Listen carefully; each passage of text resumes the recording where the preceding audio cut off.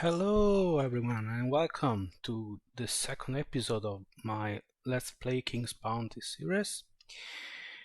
Today we're aiming at capturing the first villain, the Um, Before that we try to scavenge uh, more loot, more chests to increase our leadership and hopefully gain more followers, increase our army. I hope to get the first two villains, get another rank before moving to briefly to Forestria, the second continent, which we discovered in the first episode. So, without further ado, let's get back to work. So, I turned off the music as I got some feedback after the first episode that it's annoying, and I know. Listen to this. Yes, terribly annoying. So we're skipping it for this time. We're getting a boat. Let's check our map. Let's see now. Look at the continent map. Yes, there are a few spots in the northern part of the continent that we'll find some more chests to open, and I'm aiming at that. Now we have a decent army, good enough to take on some marauding armies. I will just do that. We'll have a bit of gnomes. Yes, let's take them. Okay, so we'll get this. Awesome. Okay, this is virtually warm. Can focus on the dwarfs. Oh, dwarfs are beefy lads.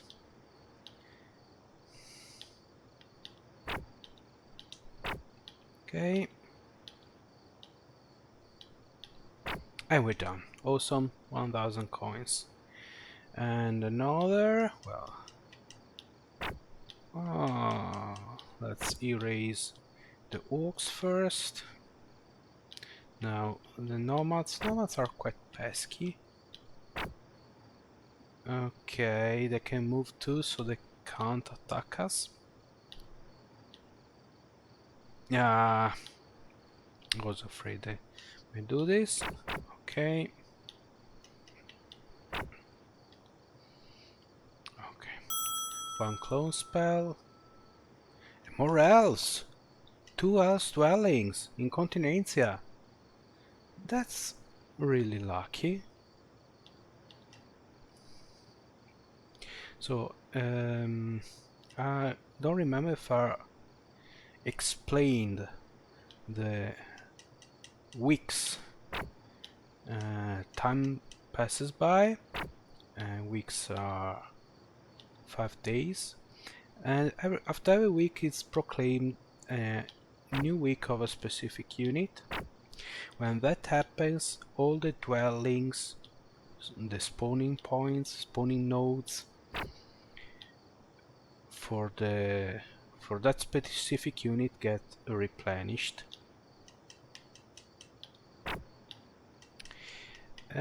That's the how you can get to how you get to hire more than the maximum capacity of the dwellings, if your leadership allows it. Oh, still alive. So for instance, if we go to, now I'll explain. Okay, if you go to where the elves dwelling, we saw it before. Let's say there are 230 elves in there. You hire 200. Okay, so there are 30 left. When the week of the elf happens, they go back to 230.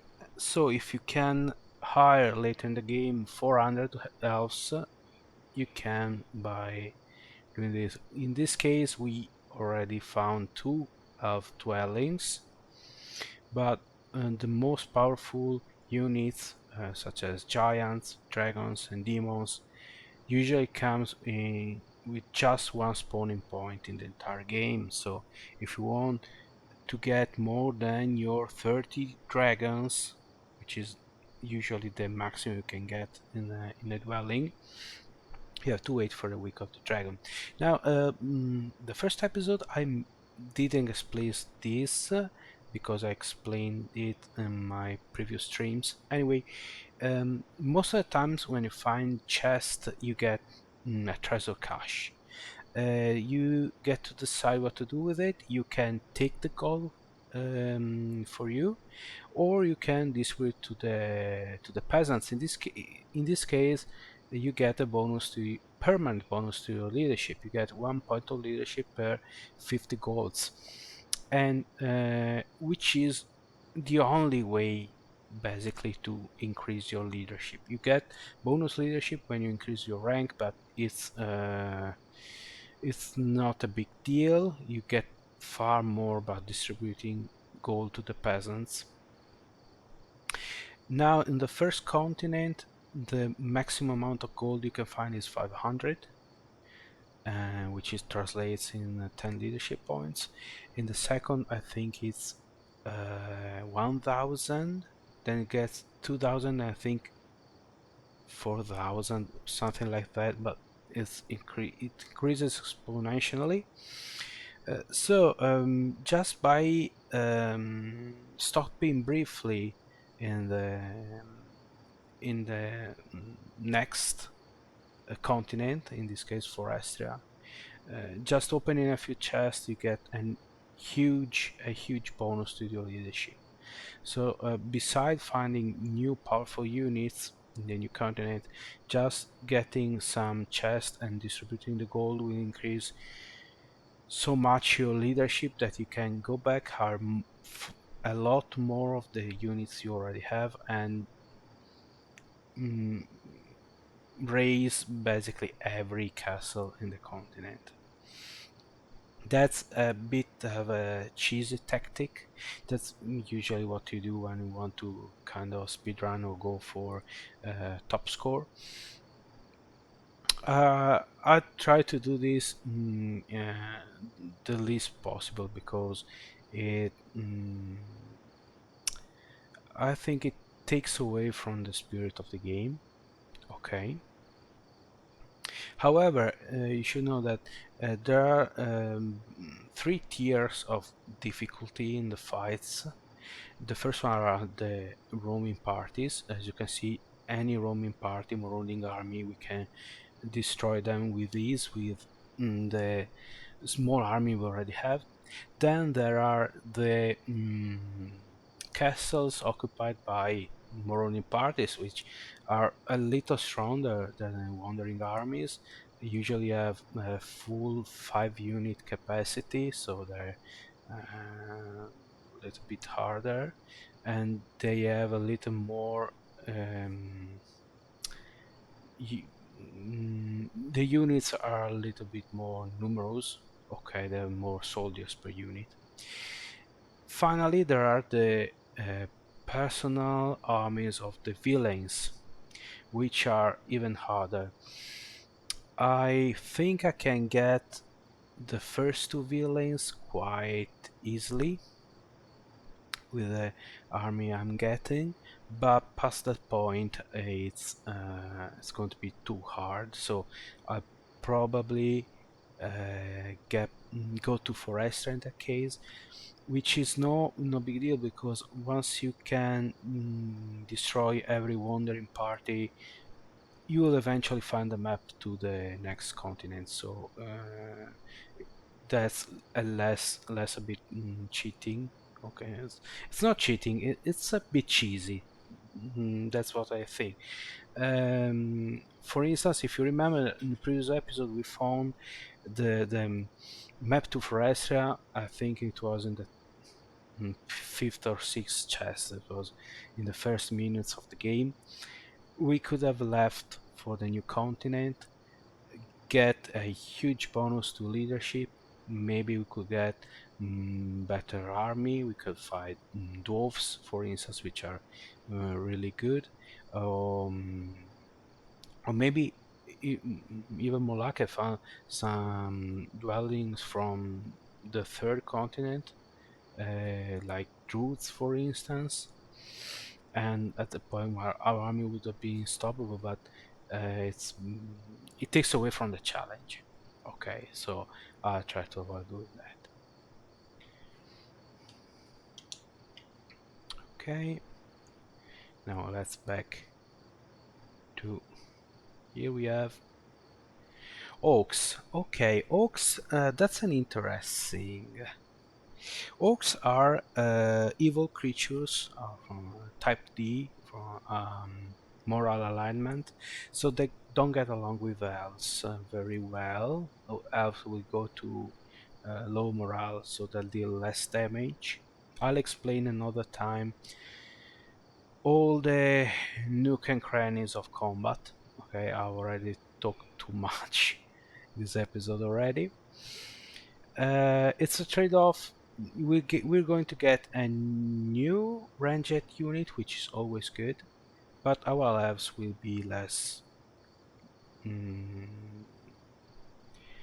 will perform less, a little bit worse. Okay.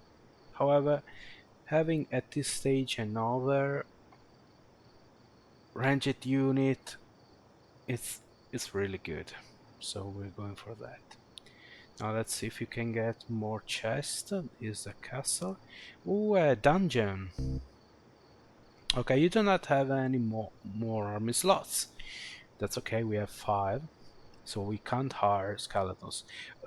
And in dungeons you will find mostly undeads. You'll find skeletons, um, zombies, ghosts, vampires, and demons. Ghosts, vampires, and demons are very peculiar. They are very peculiar mechanics. Ghosts resurrect killed enemies as ghosts, so they replenish the numbers to a point where they easily can out of control. Okay, so in my first games, I remember these marauding armies of 500 ghosts roaming around Forestria. So they're very dangerous to use. They're quite good, but they're very dangerous. Even more dangerous when you face them, because the enemy doesn't have that limitation. So vampires can replenish their numbers by killing others and heal themselves. Demons demons are not undead, so they're immune to turn undead spells. Second, they're highly skilled, and they have the chance to score a critical hit. When they score the critical hit, they cut in half the target unit. So if they face 5,000 peasants and they score a critical hit, they kill 2,500 peasants on the go. Demons, giants, and dragons are, well, demons and giants are top tier. Dragons are on a league of their own. So we wouldn't be getting skeletons anyway. They're very poor. They're literally cannon fodder. Okay.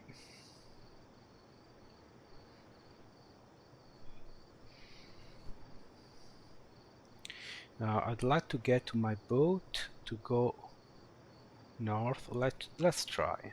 So archers, human archers, don't have anything against orcs.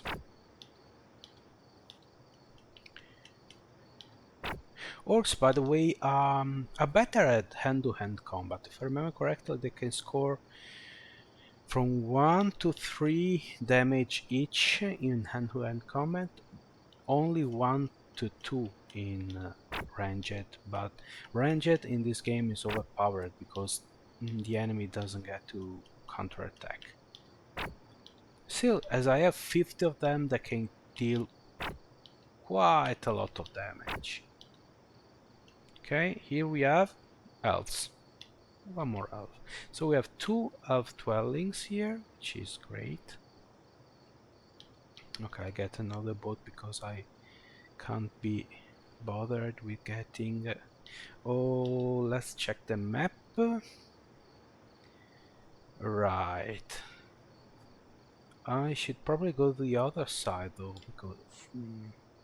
beside the... oh, I slipped. Mar de Mizar is to the north, and that's where we're going.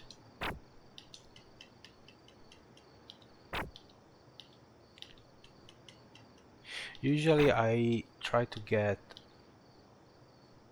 my default army is all good creatures, so I got elves, druids, archmages, and giants, who are all ranged units. Giants are another... it's another unit that deals far more damage in hand-to-hand combat, but they can throw rocks and deal good damage still, so these are sprites that want to join. Where is Dread Parrot Rob? Nope. Okay, let's try a shenanigan. No, it didn't work.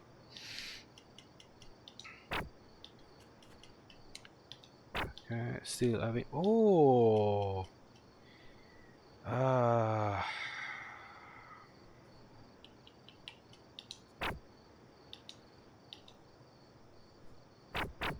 okay. That's good. That was an unnecessary risk. Is it here, Marademizer? No, I think Heck the Rogue is here. Yes, Heck the Rogue is here with the second villain. Instant Army will need Instant Army to win the game, or better, to defeat the last. Ooh, a genie increased my magical power, so my spells are more powerful. Peasants, the worst possible. This is probably Marademizer. So Marademizer has a lot of peasants, many wolves, many militias, many peasants, many peasants. If I remember correctly, many means that there are between 25 and 50, and a lot between 50 and 100. So we're looking at possibly 75 peasants, 30 wolves, 30 militias, 30 peasants, 30 peasants. That's quite a lot of people, so we won't take it lightly. More leadership. There's a spot here I want to check. There's an enemy troop and many chests. Oh, the map. Yes, basically I don't need the map anymore, but it's useful for you. So we have both elves and orcs. Ouch. Ouch.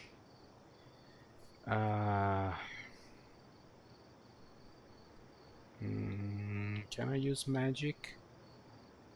I can use a fireball just to be sure. Okay. You can cast one magic spell per turn using scrolls, which you use even if you're the sorceress, but that's not the point. Instead of having magic points, you find scrolls. You can even buy them. You can carry a certain number of scrolls with you. After that, if you find them in chests, that's okay, but you can't buy anymore. That's the point. Princess Aimula, who's the third, if I remember correctly. Okay, we probably need to stock on more archers and elves. Archers are in an unlimited supply as their soldiers from the castle.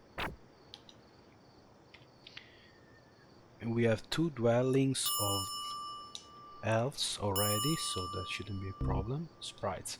Sprites are... they're weak. Okay. They're really weak. They have 1 hit point each, if I remember correctly. But they can deal from 1 to 2 damage each, so they potentially can deal more damage than their hit points. However, the skill level is quite low, so okay, let's get... Okay, we're almost ready to lay siege. It should be here, right? Okay, marauding is it. So, I'm going to...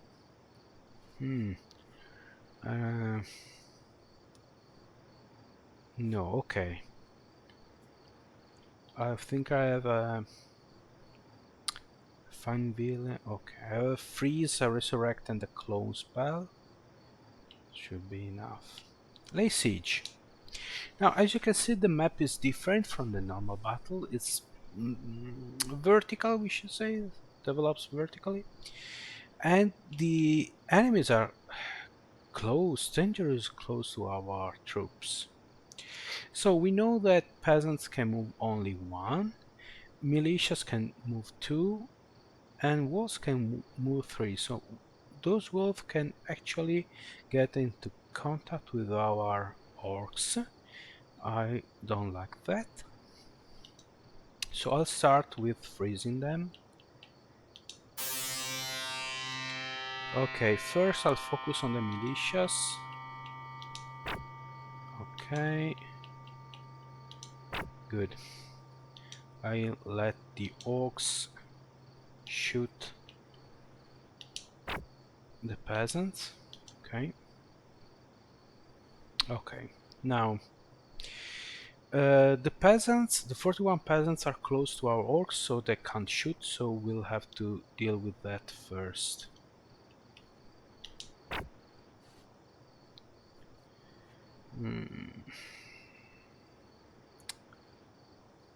Yes, I have no choice.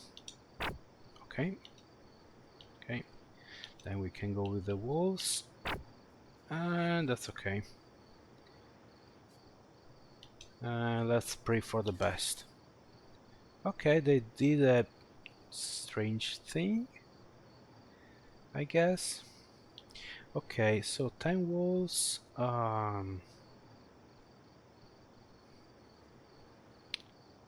I'll go with the elves. Oh, Shazbat. That's not good. I can kill them and suffer no consequences. My gnomes are going to die if I attack them. Gnomes have only 5 hit points, as well as the orcs do, so we have no choice. Now, when a unit is attacked, it can counterattack only once per turn. So now these peasants have counterattacked the gnomes, so if I attack them with my orcs, they won't strike back, and we'll take advantage of that. Now I want to try to resurrect these poor gnomes, and I got 1. Okay, it's a bit of a... I should have saved that spell. Resurrect is the most expensive spell to buy. Costs 5,000 gold pieces each, but it's okay. I saved a gnome. I feel happy. So, okay, that was our first. You can get a new contract. Hack the spirits. Who is nearby? Now this is going to hurt because he has quite a good army. He has instant army. Okay, we don't need it. And we'll try. We'll probably lose a bunch of people, but that's how it goes, right? Ouch. Ouch. Those 20 nomads are painful to watch. That's okay, and we'll try to go for it. Oh. Oh. Okay.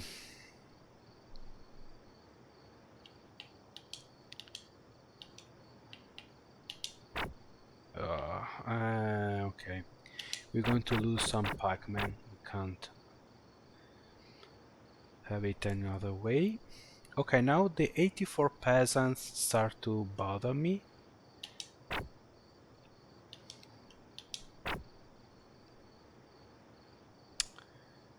Okay. As well as the 33 militias. Okay, we have lost 9 pikemen. Okay, so... Okay. Alright. You wait. We can go here. Okay. Yeah, lost another. Okay. If... not as bad as I thought. We lost a few pikemen, but that's okay. And we captured. So we could leave the pikemen get more. Now, garrisoning a castle provides you with, I think, 1000 gold pieces per week of extra wage, or 500. It's quite good. It's quite good. Alright, now we can go back to the king's castle. We can also get a new contract. Princess Aimul, okay. We already know where she is. She's in Northirland, which is to the north, if I remember correctly.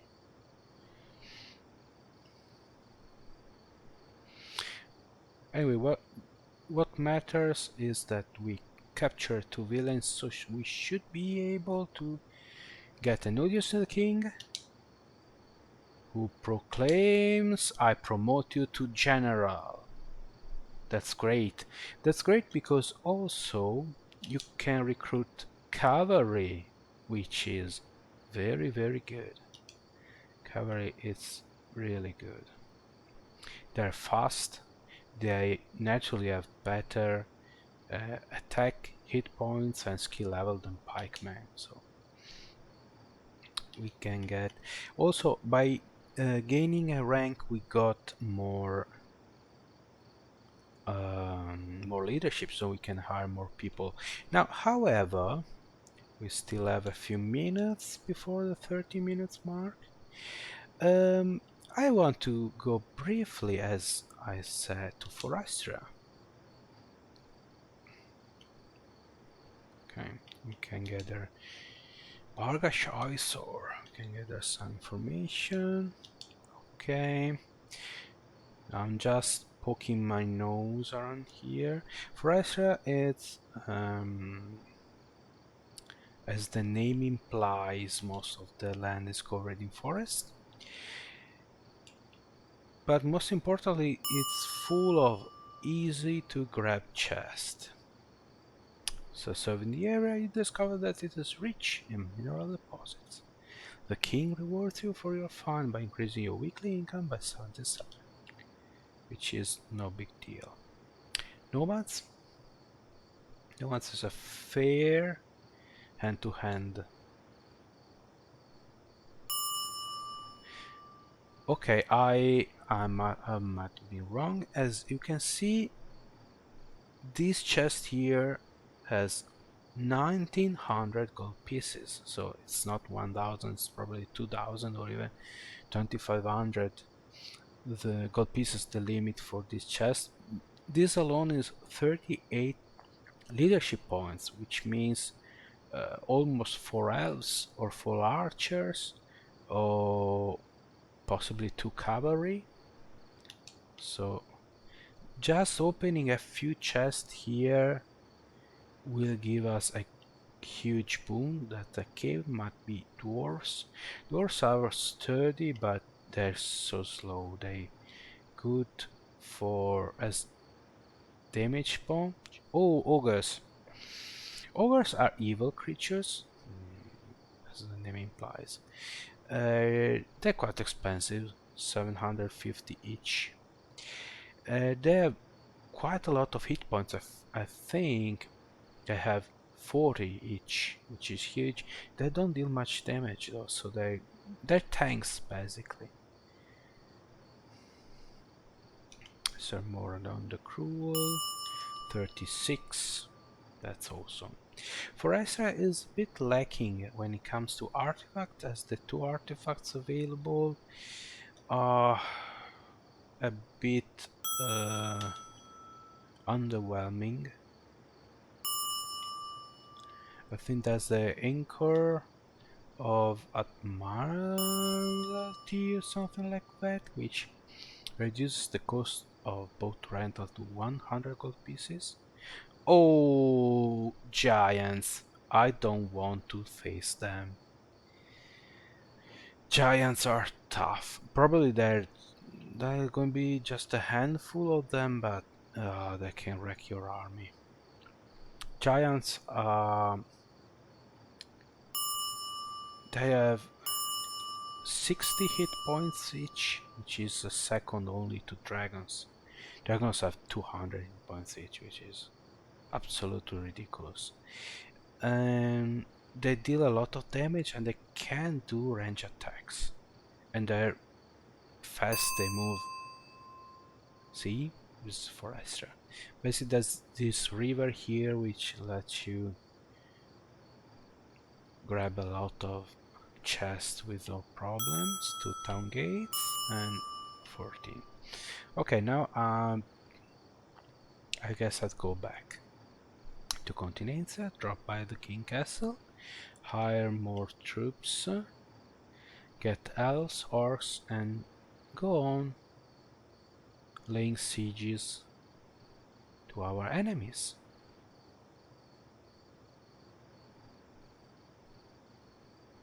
I'm not going to face them until I have a full army. The marauding parties, I mean, they're quite nasty. Okay, recruit soldiers, archers. We can hire 37. That's more than double what you have right now, and 10 more cavalry. Okay, we're a bit low on money, which is mildly worrying. We can check.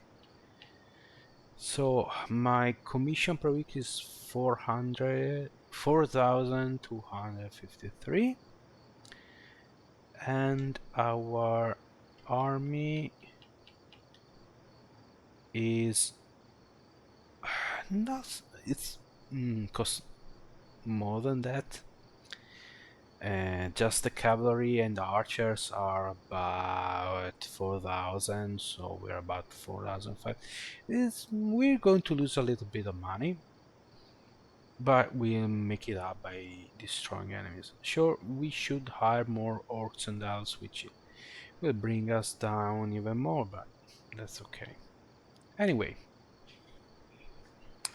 as promised, we're about 30 minutes in, so